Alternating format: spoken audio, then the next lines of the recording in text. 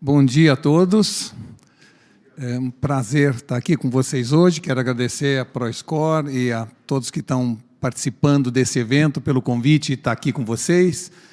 E eu gostaria que botasse aqui na tela meus slides para que eu possa começar a apresentação. Isso.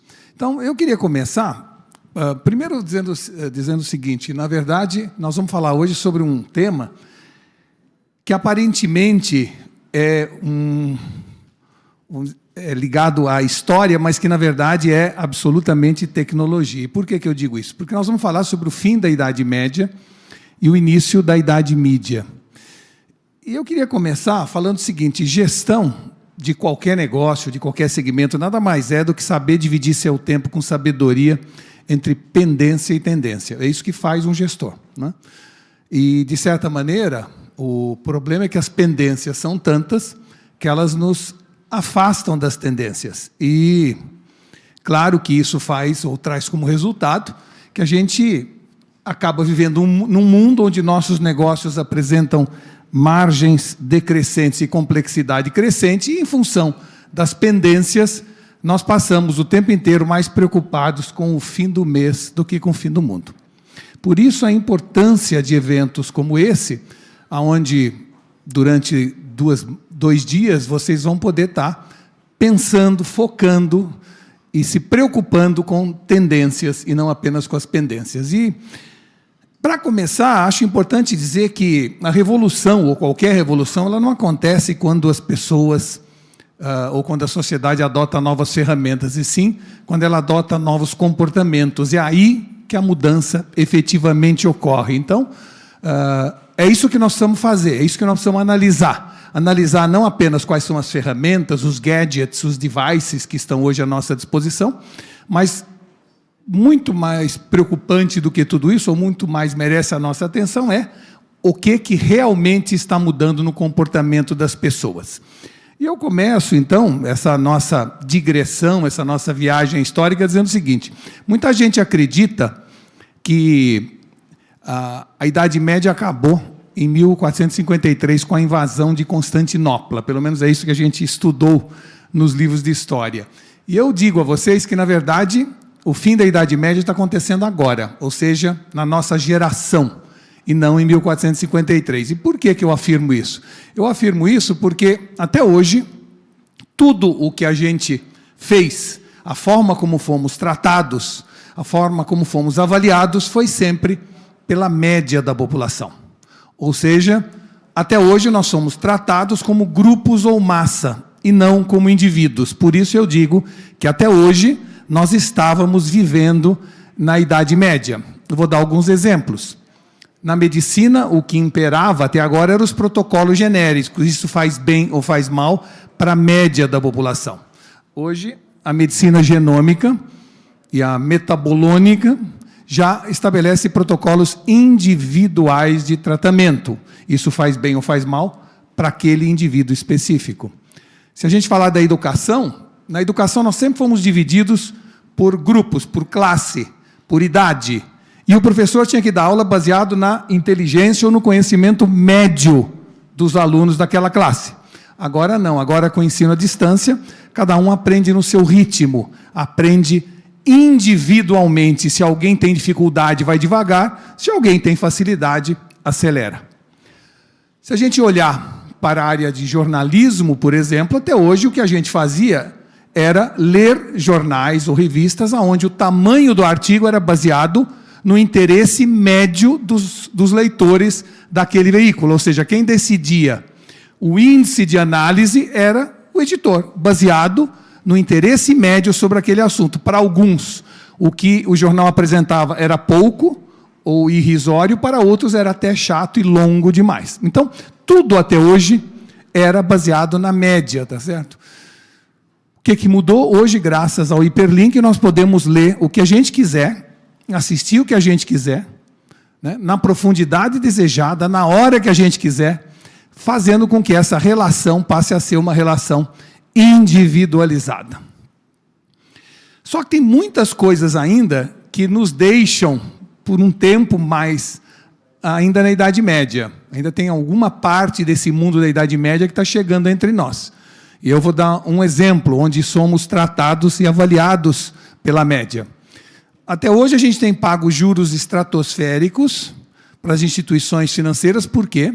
Porque o adimplente paga a conta do inadimplente. Como é feito tudo pela média, eu que pago a minha conta em dia, acabo pagando um juro muito mais alto do que eu merecia, porque alguém não paga e eu pago a conta desta pessoa. Ou seja, a Idade Média que veio até agora era uma sociedade onde o bom comportamento subsidiava o mau comportamento. Se a gente olhar em matéria de seguro de carro, se alguém dirigisse feito louco e o outro cuidasse do carro, o preço do seguro era o mesmo, portanto, alguém que cuidava do carro estava pagando aquele louco que dirigia, né, sem nenhuma preocupação com o automóvel. E na saúde, a mesma coisa. Quem se cuida ainda paga a conta de quem enfia o pé na jaca, ou de quem não se cuida. Então, como pode existir uma sociedade onde o bom comportamento subsidia o mau comportamento? Essa é uma sociedade onde você castiga a pessoa que é um bom cidadão e premia o mau comportamento. Por isso a importância deste momento, onde em vez de falar de tecnologia, a gente tem que falar de uma grande mudança da sociedade. Por quê? O cadastro pessoal e todo o trabalho que a ProScore faz de tentar identificar individualmente o crédito das pessoas vai permitir agora que a gente possa dar valor a quem paga em ordem ou quem paga em dia, ou quem tem um bom crédito. O credit score nada mais é do que, finalmente, fazer-se justiça em relação ao comportamento de pagamento dos cidadãos. A mesma coisa na área de seguro de automóvel. Tem muita empresa de automóvel, de seguro de automóvel hoje, que já está analisando o comportamento da minha direção e, em cima disso, dando descontos. A mesma coisa com a área de saúde. Empresas de seguro-saúde estão, nesse momento, vendo se a pessoa frequenta uma academia, se ela faz ginástica, se ela anda bastante. Ou seja, a partir do meu comportamento, eu terei maior ou menor aumento no ano que vem. Então, vamos entender que, de certa maneira, o que tem acontecido é que, se até hoje o mau comportamento era subsidiado pelo bom comportamento, as ferramentas hoje à disposição e a individualização das relações vai alterar profundamente esse comportamento que a sociedade tinha com cada um dos seus indivíduos. A propaganda, que é exatamente o meu ofício, era exatamente a mesma coisa. Nós falávamos ou queríamos falar com mulheres AB 20, 45 anos. Era a média das mulheres e era assim que a gente planejava propaganda. Ou seja, a mídia de massa nos transformou em grupos de consumo, não levando em conta a sincronicidade com cada uma das nossas vidas. Porque naquele momento, cada mulher 20, 45 anos estava num momento de relação diferente com aquela marca, com aquele produto, com aquela necessidade de consumo. Então, de certa maneira, esse é o mundo que nós vivemos até agora. Por isso eu digo que a Idade Média está acabando agora. Um mundo onde as relações comerciais, pessoais e sociais eram baseados na média e não no indivíduo. E, claro, todos por causa disso éramos avaliados pela média, pagávamos pela média e éramos tratados por essa mesma média. Só que tem um novo mundo que está surgindo agora. E isso talvez seja a coisa, o impacto mais importante que está ocorrendo, fruto da tecnologia, mas não somente dela. Ou seja, de alguma maneira, nós estamos mudando radicalmente as relações sociais, comerciais e pessoais. A gente costuma dizer que estamos deixando a Idade Média e entrando numa nova era que chamamos de Idade Mídia. E o que significa isso? Uma nova era onde cada um de nós é um universo à parte, é respeitado na sua individualidade e com capacidade ainda de cada um influir na sociedade. E isso é uma gigantesca alteração de comportamento. Cada um de nós, pessoa física ou pessoa jurídica, daqui para frente somos um agente de mídia. A gente influi na sociedade, a gente forma opinião, a gente gera conhecimento, cada vez mais compartilhado. Então, se antes uma empresa precisava entrar numa mídia ou num veículo de comunicação para se comunicar com o seu público, agora ela tem seu site, seu blog, ela fala diretamente, ela gera conteúdo, gera mídia. Uma pessoa que antigamente era apenas passivo nesse processo de comunicação, agora emite opinião, influencia a sociedade, tem pessoas aí com 40, 50 milhões de seguidores, portanto, muito maior que qualquer veículo de comunicação que até hoje estava disponibilizado. Então, pessoas e empresas virando mídia. Só que não são apenas pessoas e empresas. As máquinas, os aparelhos, os devices, os equipamentos também estão virando mídia. A internet das coisas está fazendo com que, além das pessoas e das empresas, as máquinas também gerem informação. Cada uma dos equipamentos que a gente tem ao nosso redor agora está colhendo nossos dados, colhendo nossas informações, e a internet das coisas está transformando cada aparelho num agente de mídia, onde ele recolhe informação, ele transmite informação, criam-se protocolos de linguagem comum entre todos os aparelhos, devices, equipamentos, e um aprende com o outro para prestar mais e melhores serviços. Então, se a gente pegar na Europa, por exemplo, os automóveis na Europa já estão saindo com um chip, e esse chip já informa a municipalidade se o automóvel cai num buraco. Não precisa que alguém tome essa providência. Os aeroportos da Ásia, a gente percebe que nesses aeroportos, as cadeiras têm um chip que mostram para o administrador do aeroporto quanta gente fica sentada no terminal A ou B para mover as cadeiras, como, além disso, a ergonomia de cada pessoa para o ajuste das cadeiras. A Mattel, produtora de brinquedos, colocou um chip dentro da Barbie para saber quanto tempo aquela criança brinca com a Barbie ou quanto tempo ela fica parada, inerte, numa caixa, e, portanto, precisa estimular a criança a brincar com aquele brinquedo que ela adquiriu. Então, como a gente está vendo, tudo o que está ao nosso redor está virando mídia. A gente tem agora os wearables, que são essas ferramentas que colocamos no nosso corpo para monitorar a nossa saúde 24/7. Tem os insidables, que são equipamentos que nós vamos engolir para termos exames mais acurados e com menos invasivos. Nós temos os trainables, que são aparelhos que nós vamos usar e que vão não somente nos ajudar a parar de fumar ou ter uma melhor postura, mas principalmente captar dados e ajudar outras pessoas com problemas semelhantes. Então, no fundo, a internet das coisas é como se fosse um sistema nervoso que vai conectar tudo com tudo. Pessoas com equipamentos, com empresas, com devices, com máquinas, e tudo isso vai revolucionar a nossa relação com o mercado, trazer um mar de dados adicionais, o que vai permitir que nós estejamos cada vez mais informados e, principalmente, tratados como indivíduo. Então, pessoas, máquinas, empresas virando mídia, gerando informação, influenciando a sociedade. Por isso a gente pode falar, adeus Idade Média, bem-vinda à Idade Mídia. Se a gente quiser marcar uma data, quando a Idade Mídia começou, faz muito pouco tempo, a gente pode falar que foi em 2007, quando, de certa maneira, o Steve Jobs lançou o iPhone. Essa é considerada a data em que surgiu pela primeira vez a chance de vivermos na Idade Mídia. E por quê? Porque foi um dia em que tudo parecia igual, mas na verdade estava tudo diferente. Foi a primeira vez em que se quebrou, no âmbito do consumo de pessoas, dois mundos que viviam sempre juntos, que era o hardware e o software. A gente não pensava desses dois universos de maneira separada. Poderia existir esse conceito na área de tecnologia, mas para o público em geral isso começou com o iPhone.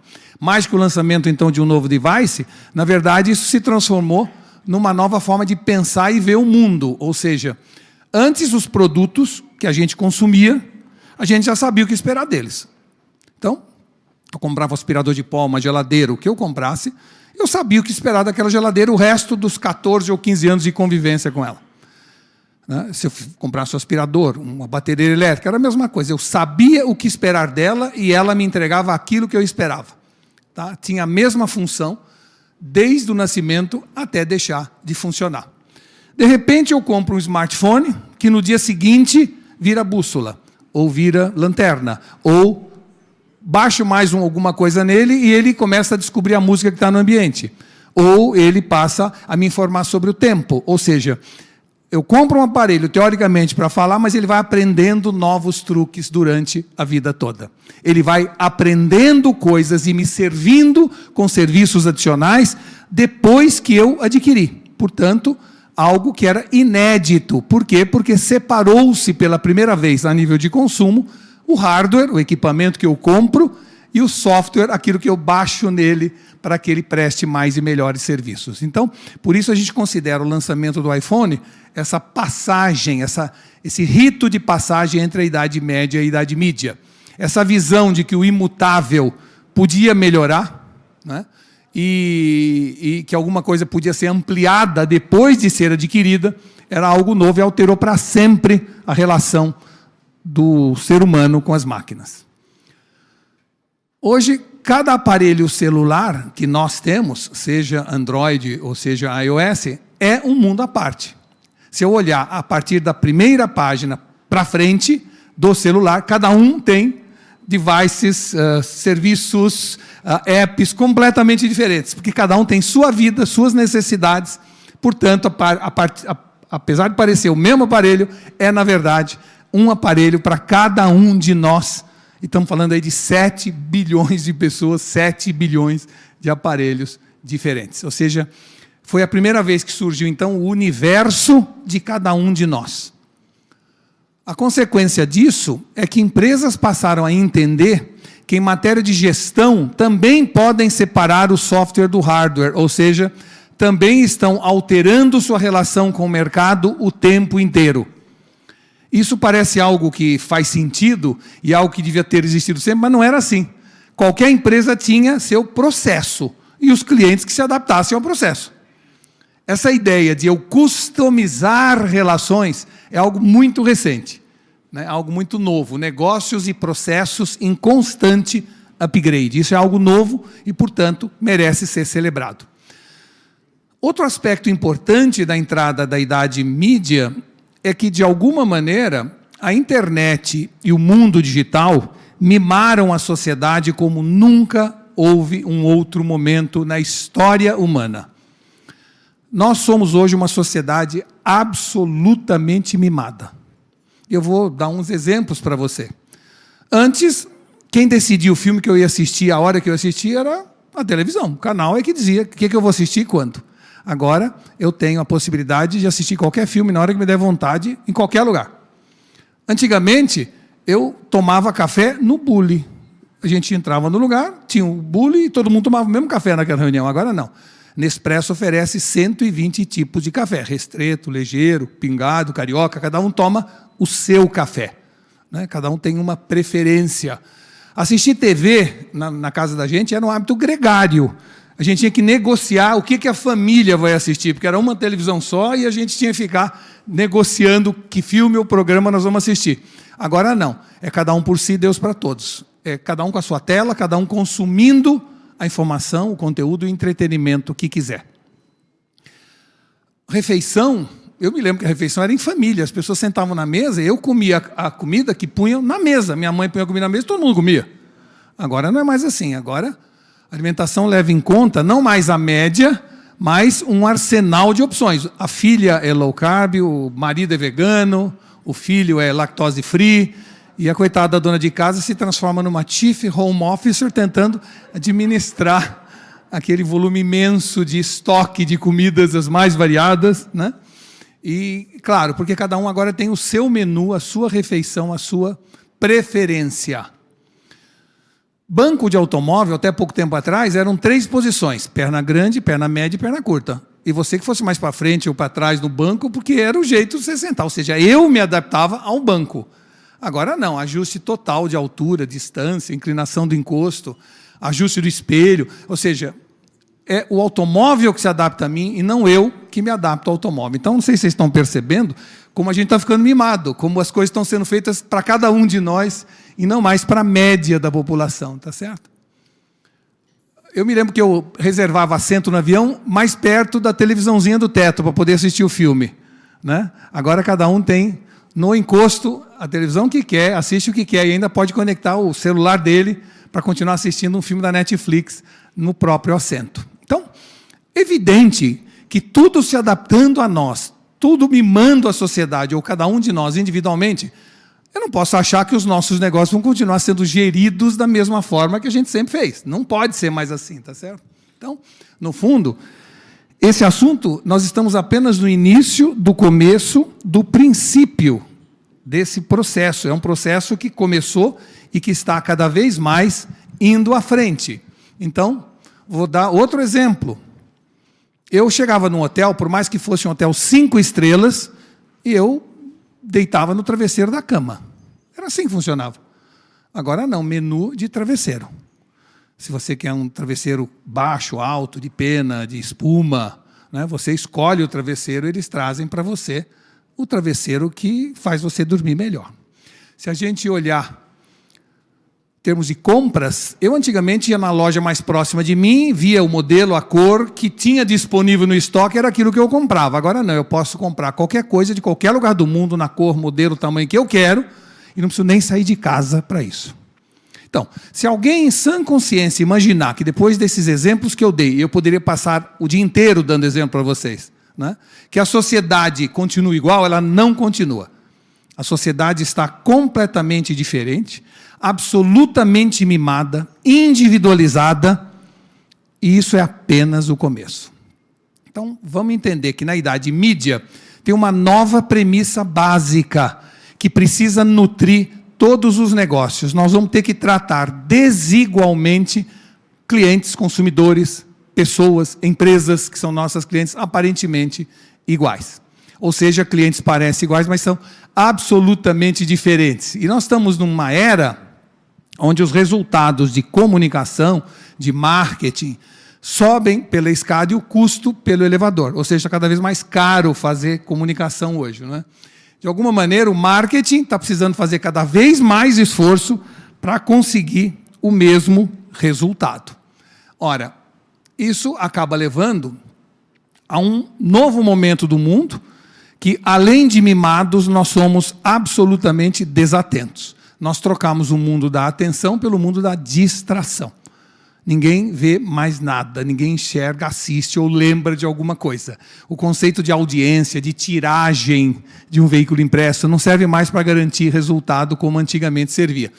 O foco hoje está muito mais multitela, multiforme, multilinguagem, ou seja, nós estamos absolutamente desatentos e a atenção e o engajamento são matéria-prima cada vez mais escassa nesse mundo.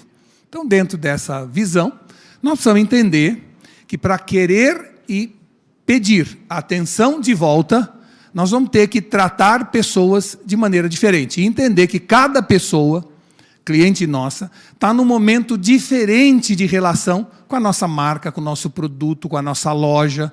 Ou seja, cada um dos nossos clientes tem necessidades, exigências, gostos, preferências distintos.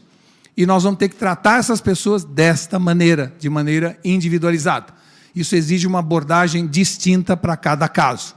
Então, eu gosto de exemplos singelos. Eu vou dar um exemplo para vocês de um segmento que acho que ninguém aqui nessa sala, talvez alguém que está nos ouvindo com certeza trabalha nesse segmento, que é o segmento de fitness, de academias, né?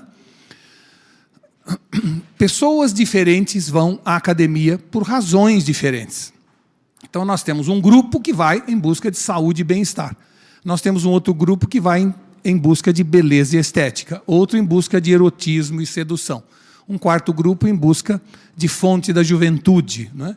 Um quinto grupo vai em busca de poder e controle. Mais um grupo em busca de força e energia. E ainda aqueles que vão em busca de equilíbrio corpo-mente. Então, vejam quantas razões diferentes levam uma pessoa diferente para uma academia. No entanto, o que faz as academias em geral, ainda por estarem na Idade Média, não entenderem que vão na academia por razões diferentes? Eles escolhem uma ou duas dessas áreas ou desses interesses, e normalmente é beleza e estética, erotismo e sedução, e tudo que você vê de academia é esse açougue, é essa visão sempre bombada, sempre sarada, sempre exagerada na musculação, né? Por quê? Porque eles entendem que a maioria das pessoas vai, vamos dizer assim, em busca disso. E a gente acaba vendo que quase sempre a abordagem é a mesma. Mesmo horário, mesma ficha, mesma garrafinha, mas com uma vista diferente. Ou seja, é sempre esse apelo um pouco sensual, um pouco, vamos dizer assim, cativante pelos glúteos e não pela saúde, tá certo? Quando, na verdade, a academia é um local de saúde, está dentro do conceito de saúde, que hoje é um tripé, que significa estar bem, sentir-se bem e parecer bem. Então, parecer bem é a única coisa que eles falam, e passam a tratar todo mundo da mesma forma. Tanto que falam a aberração que está chegando o verão, você precisa entrar em forma. Como se saúde fosse uma questão sazonal, não é? E isso, tanto para homens quanto mulheres, o que se fala faltam 4 meses para o verão. Você vai mostrar sua barriga tanquinho na praia, portanto, você precisa vir para a academia. O que isso gera? Gera uma desconexão absoluta com 90% do público que iria numa academia por razões distintas. Eu tenho um amigo meu que disse outro dia para mim: Walter, sabe que eu queria frequentar muito uma academia, mas eu preciso emagrecer antes. Eu falei assim: como assim? Você ficou louco, pô? Não me sinto bem, lugar todo mundo bombado, marombado, vou precisar dar uma enxugada em mim antes, depois eu vou para a academia. Ou seja, esse apelo que nós estamos usando de erotismo, sedução, de estética, está expulsando da academia as pessoas que mais precisariam delas. Né? Por quê? Porque nós ainda estamos pensando como idade média e não estamos tratando pessoas diferentes de formas diferentes. Então, pessoas e empresas são diferentes e esperam tratamento diferenciado. Ou seja, nós estamos saindo do mass customization, que já era um esforço de individualizar, para o verdadeiro individualismo. Ou seja, segundo o Harari, que diz que são 7 bilhões de pessoas e 7 bilhões de agendas, eu diria que são 7 bilhões de preferências, gostos, necessidades distintas. E aqui tem mais 2 ou 3 exemplos que ilustram bem para onde está indo esse mercado, esse negócio, em qualquer segmento. Vamos pegar o segmento da Nike. A Nike, nesse edifício, na Quinta Avenida em Nova York, você não vai lá para escolher um par de tênis dentre as centenas de opções que eles oferecem. Né? Não, na verdade, você vai lá e vai produzir o seu tênis. Ou seja, você vai pegar um desses técnicos que estão lá disponíveis e vai construir o seu tênis. A sola que você quiser, a gáspia que você quiser, cordão que você quiser, da cor que você quiser. Você vai fazer o seu tênis. Você vai produzi-lo individualmente. E depois, se você quiser mais daqueles pares, ele vai ter um número e você vai pedir e vão te entregar em casa o seu tênis. E cada um virou um designer de tênis, criando o próprio tênis individualmente. Eu estou falando de uma empresa de produto de massa, não é uma empresa de alta costura, nada disso, tá certo? Essa calça aqui é uma Levi's 501, 36 por 32. É o que eu sempre comprei. Agora eu vou na Levi's e ela fala, não, agora não precisa mais comprar a 501, a 511, a 507, não. Você faz o seguinte, deixa eu escanear seu corpo, ele escaneia meu corpo e depois eu decido se eu quero 4 ou 5 bolsos, zíper ou botão, se eu quero cano largo, cano apertado. Eu faço a minha calça individualmente, baseado no meu corpo. Tá? Então, vejam, eu estou mostrando 2 empresas que sempre trabalharam no produtos de massa e que agora estão fazendo esse esforço de individualizar as relações. A gente ia numa ótica para olhar se o óculos que a gente achava bonito combinava ou não com o nosso rosto. Agora, no próprio celular, na tela de qualquer lugar, você vai lá e experimenta o óculos, né, individualmente, porque um óculos só é feio ou bonito na relação com as suas feições e não ele na prateleira. A indústria da maquiagem sempre foi um monte de caixinha na parede, você vai lá ver a cor, né, se é pó, se é base, isso aqui, e comprava. Agora não. Agora as empresas de maquiagem estão analisando a sua pele. Se a sua pele é oleosa, seca, oleosa com acne, em cima disto e dos ingredientes que melhoram a sua pele, é que eles depois põem a cor, a textura e etc.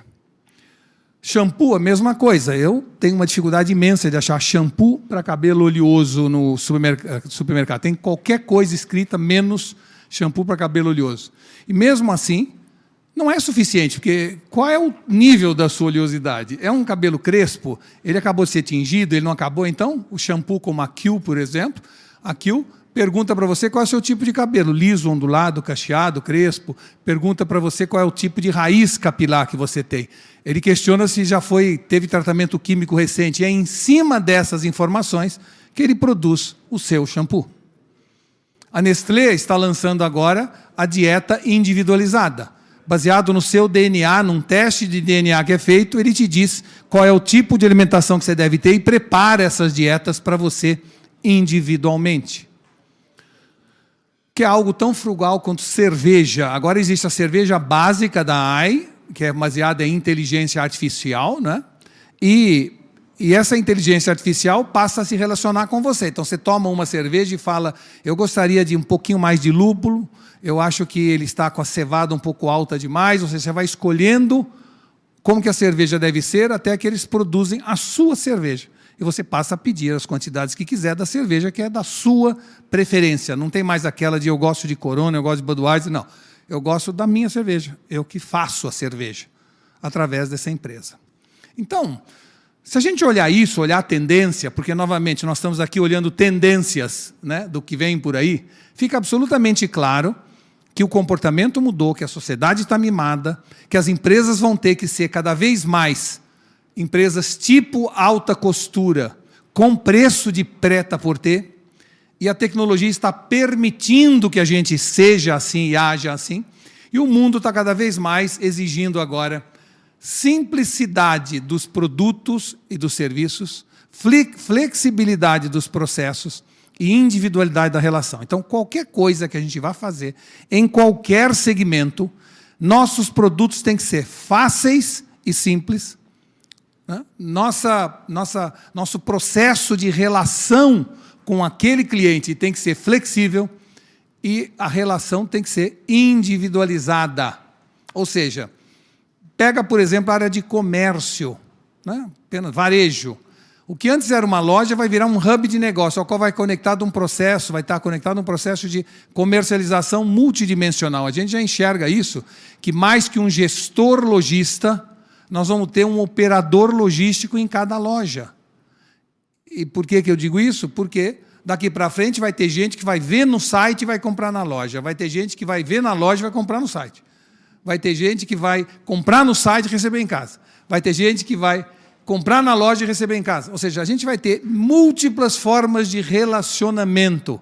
Eu tenho que ser flexível na forma como aquela pessoa quiser adquirir aquele produto.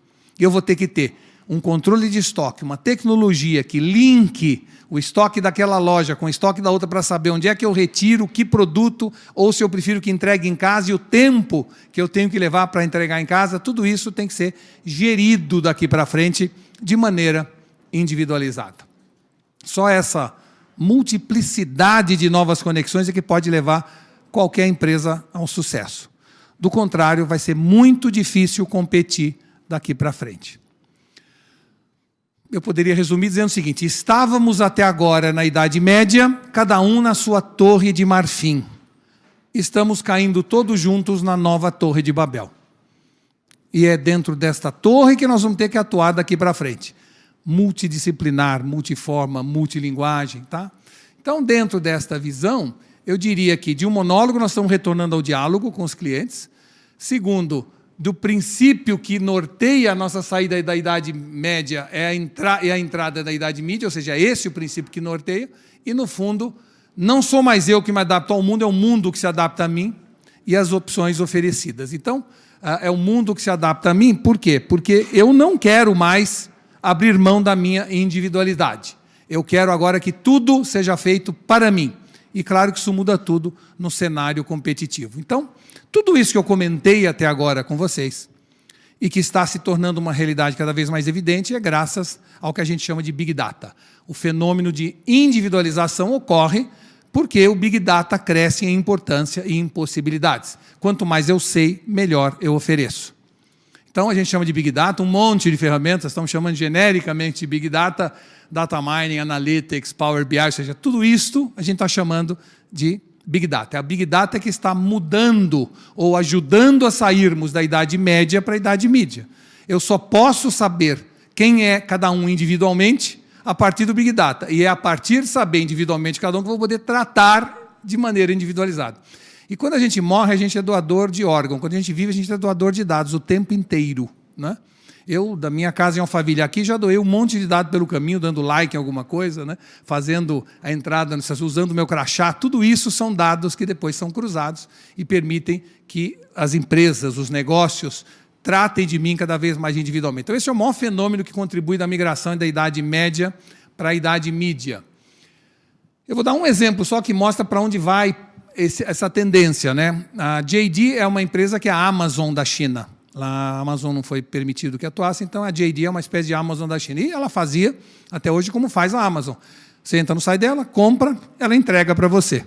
Agora, ela utilizando Big Data e sabendo tanto sobre cada um dos consumidores, ela inverteu o processo. Ou seja, agora, graças à análise preditiva, ela primeiro entrega e depois vende. Então, você chega na sua casa, tem uma televisão Smart TV 85 polegadas. Se você não quiser, aperta um botão que eles vão lá e retiram sem nenhum custo para você. Só que 82% do que é entregue fica comprado pela pessoa. Porque eles conhecem tanto sobre aquela pessoa. Eles viram que na última semana aquela pessoa entrou em 3 ou 4 sites diferentes para analisar uma TV de 85 polegadas. Viu o tempo que ele ficou mais naquela marca específica, ou naquele tipo de Smart TV. Vê o preço aonde ele pareceu que ia entrar no carrinho, depois parou no meio porque tinha um monte de dados para dar. Se a pessoa quer comprar uma televisão 85 polegadas, daquele modelo, naquele preço, e eu tenho aquele preço ou menos, eu mando a TV para ele. Quando ele chega em casa, ele já tem a TV lá. Se ele não quiser, ele devolve, não tem problema. Então, vejam que até onde pode chegar é chamado conhecimento individualizado do consumidor. O Big Data é a chave, portanto, que abre todas as portas da Idade Mídia, e ela está na nossa mão, basta a gente usar. E esse evento, assim como a empresa que está promovendo esse evento, sabe isso mais do que ninguém. É uma falácia a gente acreditar que negócio baseado em dados seja privilégio dos grandes. Não é mais verdade. Birôs de dados ou de Big Data hoje estão disponíveis para empresas de qualquer tamanho. Existem sistemas dedicados às pequenas empresas, orientadas por geolocalização, por segmento de atividade. Então, está na nossa mão a gente entrar numa relação individualizada com o mercado. Não tem mais desculpa, não é privilégio das grandes organizações. Empresas de qualquer tamanho podem fazer isso. Os clientes são cada vez mais mimados e exigem ser tratados individualmente. Então, gerir uma empresa hoje, né, daqui para frente, né, significa entender como funcionam as pessoas e não somente o nosso negócio. Ou seja, conhecer o nosso negócio é importante, mas conhecer gente, entender de gente é fundamental. E cada pessoa, quando está no estádio lotado, sentada em cada uma dessas cadeirinhas, né, está num momento diferente da vida e com assuntos diferentes de interesse dele. É assim que funciona. E se na semana que vem vierem para este estádio, vão estar com outros interesses diferentes. A gente muda o tempo inteiro o nosso interesse e as nossas decisões de consumo. Então, o que nós precisamos fazer? Nós precisamos primeiro analisar os dados daquela pessoa. Ele é advogado, engenheiro, 64 anos, mora em Alphaville, mora numa casa, são os dados. Depois eu preciso saber os fatos. Acabou de adotar um cachorro, começou a frequentar a academia, o seu filho se formou, foi promovido. São esses fatos que vão gerando novos desejos de consumo. E aí eu tenho o conteúdo, que eu tenho que analisar onde ele está entrando, o que ele está lendo, o que ele está vendo, o que ele está assistindo, porque é em cima desta informação do conteúdo que eu vou entender aquela pessoa, vou unir aquela informação com os fatos que estão acontecendo naquele momento com aquela pessoa, e juntando os dados eu sei se ele tem condição econômica de querer e comprar, e não apenas ficar no querer. Então, no fundo, é no cruzamento dinâmico entre dados, fatos e conteúdo que as oportunidades saltam à nossa vida, à vista. Ou seja, a gente unir dados estruturados, como crédito, a dados não estruturados, que são meus likes nas redes sociais, eu sei tudo sobre aquela pessoa individualmente, vou poder oferecer muito mais adequado para ele, dentro do conceito de sincronicidade. E qual é esse conceito? É que pessoas não são, pessoas estão. Este é o conceito. Ou seja, o nascimento de uma criança transforma completamente o hábito de consumo. Um divórcio também, a formatura de um filho, promoção na empresa, mudança. É isto que transforma desejo de consumo. Então, mais importante que investir em detalhamento demográfico, comportamental, é, no fundo, aprofundar as informações temporais do que está acontecendo na vida de cada um. porque é isso que vai nos servir de gatilho para vender. O caminho mais correto, então, é a gente aliar ou transformar banco de dados em banco de fatos, porque são os fatos que vão alterar comportamento de consumo. Dado é estável, o fato é dinâmico. Esse é o princípio, vamos dizer assim, onde nós temos que entender que a especificidade é menos importante e o que ganha importância é a sincronicidade com aquele momento. Eu prefiro ser chamado de fulano, sem nenhuma especificidade, me oferecer uma boia quando eu estou afundando, do que me chamar de prezado amigo Walter, morador de Alphaville, estou na USI, trabalhando em marketing, e me oferecer um par de remo, porque na hora que estiver me afundando eu quero boia. Então, nós estamos nesse momento ainda baseado em dados e precisamos unir dados com fatos para daí. Né? Eu outro dia fui assaltado, eu tenho 600 mil seguidores no LinkedIn, e eu escrevi no meu LinkedIn, fui assaltado, roubaram meu celular. Não teve uma empresa de celular me oferecendo um plano, um aparelho, nada. Ou seja, veja a maior informação que essa, né, que poderia suscitar. Eu fiz apenas como um teste para ver, evidentemente, a capacidade que as empresas estão tendo hoje de já atuar dentro de fatos e não apenas de dados. Então, nós precisamos iniciar imediatamente uma relação individualizada com todos os nossos clientes, através do Big Data e com custos permissivos. Então, tão importante quanto o ROI, que a gente fala o tempo inteiro, que é o Return on Investment, é o ROL. E o que é o ROL? É o Return on Learning. O que eu aprendo cada vez mais sobre cada um dos meus clientes, dos meus consumidores. Então, da publicidade massiva, nós estamos indo para a publicidade pessoal, da educação genérica para individual, da mídia segmentada para a mídia sincrônica com o meu momento, né?